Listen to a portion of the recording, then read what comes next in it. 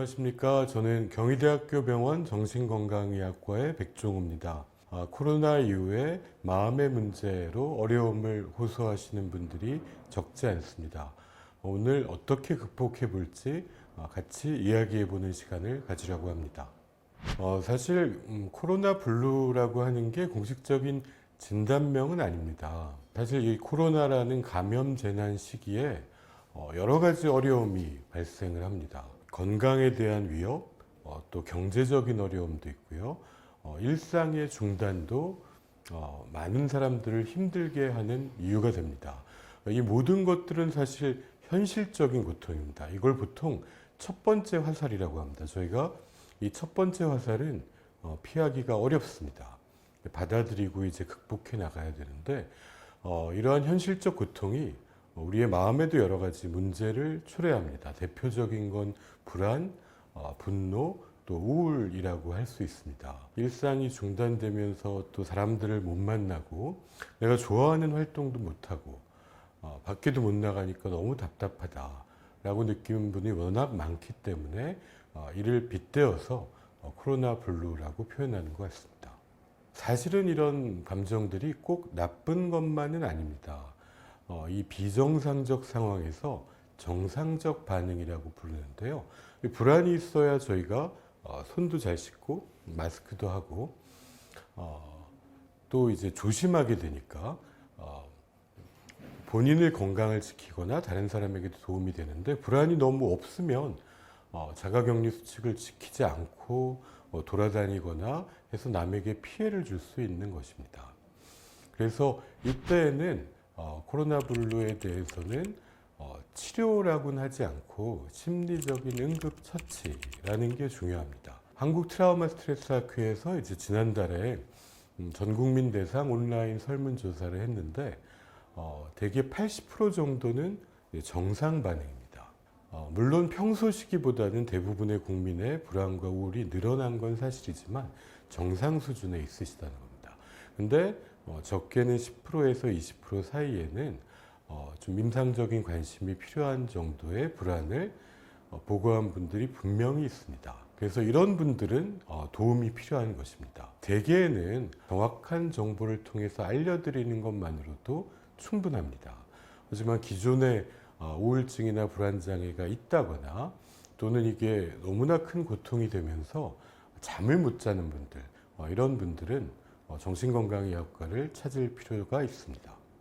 지금 코로나와 같은 감염 재난의 시기에 어느 정도 불안을 경험하고, 불안은 사실 서울대학교의 이제 유명수 교수팀의 조사를 보면 2월부터 시작해서 2월 말에 가장 높았고요. 주 감정이 되고요. 3월 달부터는 또 이제 분노라는 감정이 높아지기 시작한 걸 볼 수 있었는데, 어느 재난에서나 이러한 순서를 따를 수 있습니다. 그래서 처음에는 이제 불안, 그다음에 또 이후에는 분노, 또 마지막에는 이제 우울이라는 감정이 높아질 수 있는 건 사실입니다.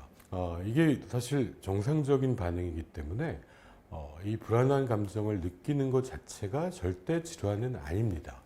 그런데 이 시기에 그러면은 어떨 때 질환으로 보고 구체적인 도움과 치료를 받아야 되느냐, 당연히 궁금하실 수 있습니다. 기본적으로는 이 시기에는 기존의 우울증, 불안장애를 갖고 있던 분들의 재발이 흔합니다. 꼭 감염 재난뿐이 아니라 어느 재난 상황에서도 이러한 트라우마 상황 앞에서 또 중요한 부분이 평소에 치료에 대한 접근성이 감소할 수 있습니다. 그래서 가장 중요한 게, 기존의 치료를 받으시던 분들은 절대로 임의로 중단하시면 안 됩니다. 그래서 이 두 가지가 합쳐지면서 평소보다 재발률이 높아질 수 있기 때문에 기존의 치료 받으시던 분들은 꼭 자신을 잘 살피고 필요하다면 꼭 치료받던 병원의 조치에게 연결을 하실 필요가 있습니다. 그 다음에 이제 일반인 같으면 나는 어떻게 해야 되냐라는 질문을 굉장히 많이 받습니다. 정신건강복지센터의 정신건강 상담전화 1577-0199로 상담하실 수 있는데, 여기에 전화하신 분이 벌써 몇 달 사이에 10만 건이 넘었다고 합니다. 근데 그 중에 그러면은 어떤 때 나는 진단할 수 있을까? 이런 정신건강복지센터의 홈페이지나 국립정신건강센터 등에 가시면은 여러 자가보고 척도로 우울증이나 불안장애를 한번 확인해 보실 수 있고요. 이것은 참고로 보실 수 있는 겁니다.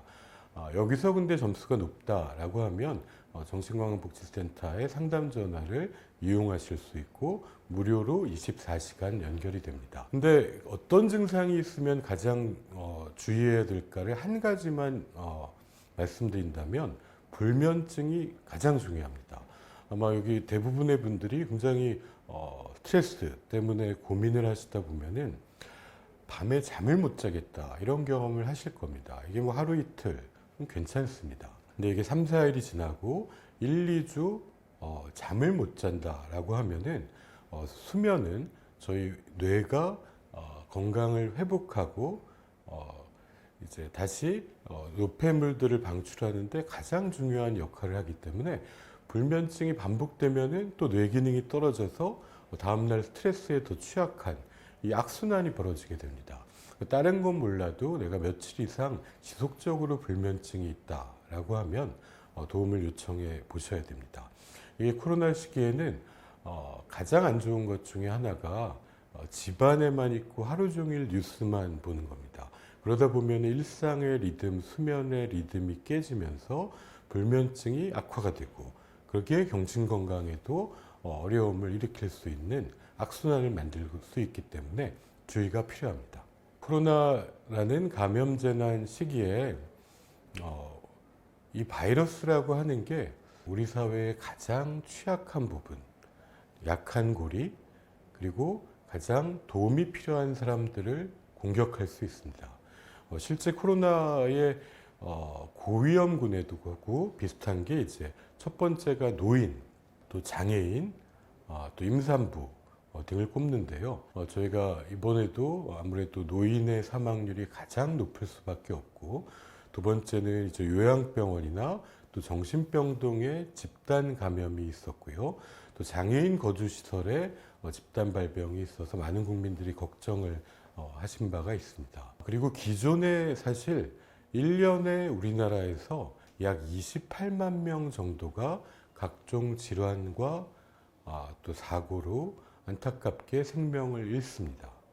근데 이제 현재까지 코로나로 사망하신 분들은 약 260여 분 정도가 되는데 그렇다고 하면은 또 이 치료받아야 될 수많은 질환을 가지고 있는 분들이 있죠. 코로나의 또 고위험군 중에 하나가 이제 만성질환군이 되겠는데요. 기존에 이렇게 노인 만성질환군 또 장애를 가진 분들 같은 경우가 코로나에 걸리는 것도 위험하지만 집단 감염의 위험도 있고요. 또 더 중요한 것 중에 하나가 기존 치료가 중단되는 겁니다. 실제 사망을 초래하는 수많은 의학적 질환들이 있는데 이 시기에 병원을 방문하려고 할 때 당연히 꺼려질 수가 있습니다. 그래서 정부에서도 이런 것들을 대리 처방이나 이런 걸 허용하는 정책을 쓰고 있는데 그래서 만성 질환의 지속적인 관리가 이 시기에 중단됐을 때 기존의 질환의 악화가 매우 우려되기 때문에 절대 임의로 중단하지 마시고 주치의 선생님과 상의하고 치료를 지속하기를 꼭 권해드리고 싶습니다. 경제적인 어려움, 이게 가지고 오는 여러 가지 심리적인 문제, 또 자살의 증가, 이런 정신건강에 대한 관심이 매우 중요한 시점이라고 생각합니다. 서로가 믿고 응원하고 이걸 극복해 내가면서 가장 어려운 사람들을 찾고 이분들이 적절한 지원과 치료를 받을 수 있도록 연계하는 게 굉장히 중요한 시점이라고 생각됩니다. 우울과 불안, 분노로 우리가 마음이 다치고 주변에 상처를 주는 일은 피해야 되지 않겠습니까? 그런 마음으로 서로의 마음을 살피고 힘든 분들을 돌보고 앞서서 싸우는 분들은 응원하면서 이 어려운 시기를 사회적 신뢰로 이겨갔으면 합니다. 감사합니다.